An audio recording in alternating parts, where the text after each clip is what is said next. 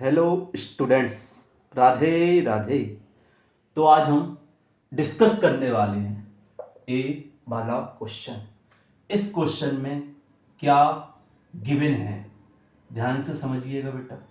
इस क्वेश्चन में ए की वैल्यू दिस और बी एक पूरा गिवन है और सी एक पूरा गिवन है और डी एक पूरा गिवन है।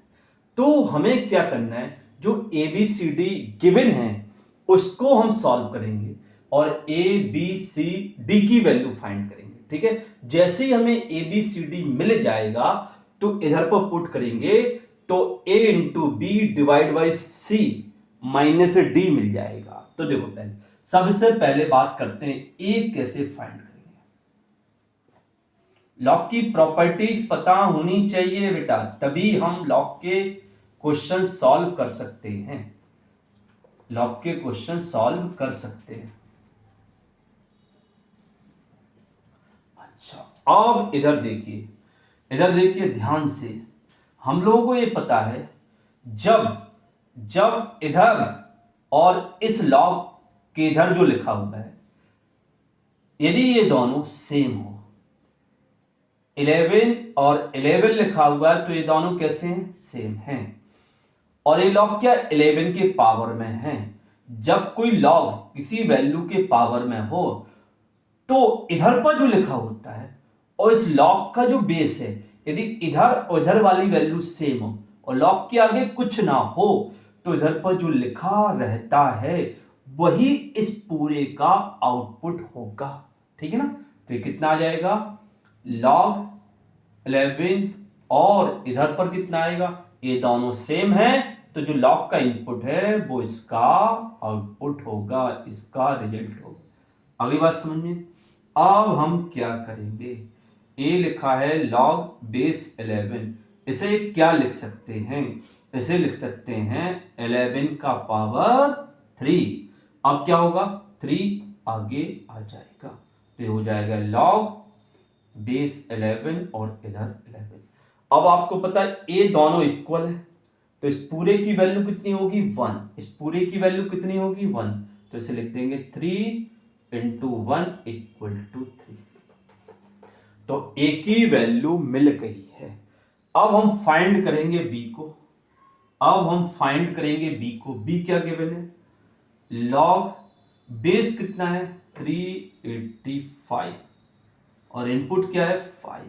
फिर इधर लॉग 385 और 11, इधर क्या है लॉग 385 और 7।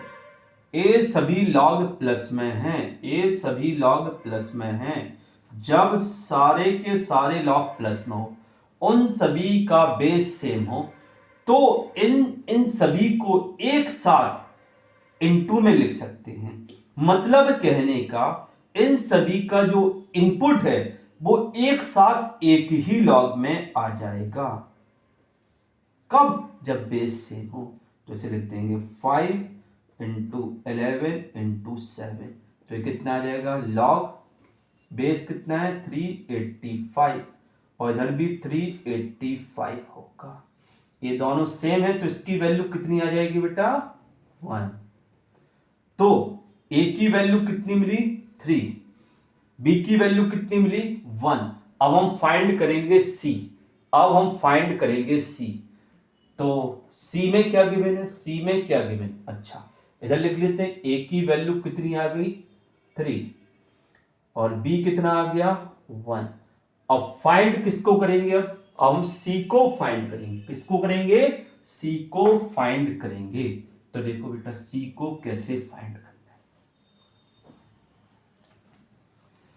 सी कितना गिवन है बताओ, c equal to log to base 4 और ब्रैकेट में log टू बेस 2 और यहां पर log बेस 5 और 625।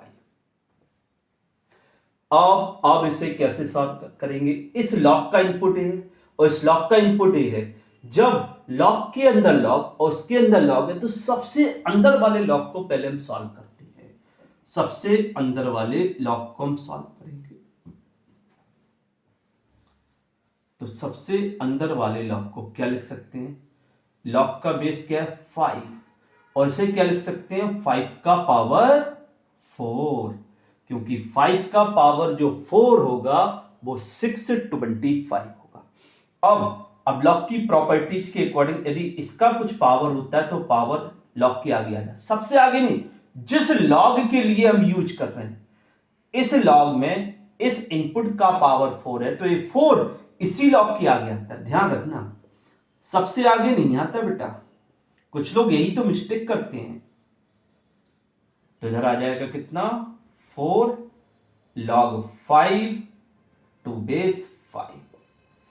अब ये दोनों वैल्यू कितनी है इक्वल, तो इसकी वैल्यू कितनी हो जाएगी 1, तो क्या आ जाएगा ये log टू बेस 4 ब्रैकेट में log टू बेस 2, और ये तो 1 हो जाएगा, तो बचा क्या इसका इनपुट 4, क्या बचा इनपुट 4। अब इसको सॉल्व करेंगे, तो log बेस 4 और इधर पर log टू बेस 2, बेस 2 और इधर लिखेंगे 2 का पावर 2। ऐसे इसमें ये 2 का पावर जो 2 है तो ये पावर लॉग के आगे आएगा, लेकिन किस लॉग के आगे, इस लॉग के आगे, क्योंकि इस लॉग का इनपुट ए है, ठीक है ना। तो ये हो जाएगा log टू बेस 4 और इधर पर 2 आगे आ जाएगा, उसे लिखेंगे log 2 टू बेस 2। अब ये दोनों वैल्यू सेम है तो ये पूरा 1 हो जाएगा, तो इधर क्या आ जाएगा log 2 to base 4, log 2 to base 4। अब इसको फिर से सॉल्व करना है हमें, तो यहां पर इसका तो कुछ पावर नहीं है, हाँ इसको क्या लिख सकते हैं 2 का पावर 2, तो ये आ जाएगा log 4 को लिख देंगे 2 का पावर 2, इनपुट क्या है 2। अब आपको पता है यदि बेस का जो भी पावर वो लॉग के आगे आता है तो अपॉन में आता है, किस में आता है अपॉन में, तो ये हो जाएगा 1/2 log 2 टू बेस 2, ठीक है ना। तो ये वैल्यू कितनी हो जाएगी, ये वैल्यू कितनी होगी 1, उधर क्या आएगा, इधर क्या आएगा 1/2, क्लियर। तो C की वैल्यू कितनी हो गई है, C की वैल्यू 1/2। प्रॉपर्टीज याद रहनी चाहिए, यानी प्रॉपर्टीज हमें पता है और उन्हें कैसे अप्लाई करते हैं ये भी हमें पता है, तो क्वेश्चन को हम आसानी से सॉल्व कर सकते हैं। तो देखिए अब हम d की वैल्यू निकालेंगे, अब किसकी d की वैल्यू, तो d कितना है, d 10 to the power log 100, इधर पर कितना है 16। अब हम लोगों ने एक प्रॉपर्टीज पढ़ी होगी, वो प्रॉपर्टीज क्या है, वो प्रॉपर्टीज ये है कि ये वाली चीज इधर ला सकते हैं और इसको इधर ला सकते हैं, मतलब इन दोनों को क्या कर सकते हैं इंटरचेंज कर सकते हैं। तो इधर आ जाएगा d इक्वल टू क्या आएगा 16 और log का बेस 100, उधर क्या है 10, ठीक है।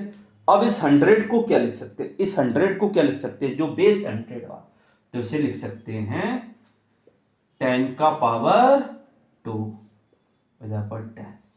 अब इस log का जो बेस है वो 10 का पावर 2 है, तो ये पावर 2 कहां आएगा log के आगे, कहां आएगा log के आगे, तो 16 और अपॉन में आता है बेटा, अपॉन में, क्योंकि बेस का पावर है। अब ये दोनों सेम हो गए तो इसकी वैल्यू 1, तो क्या आ जाएगा 16 का पावर 1/2 और 16 का पावर 1/2 मींस 4।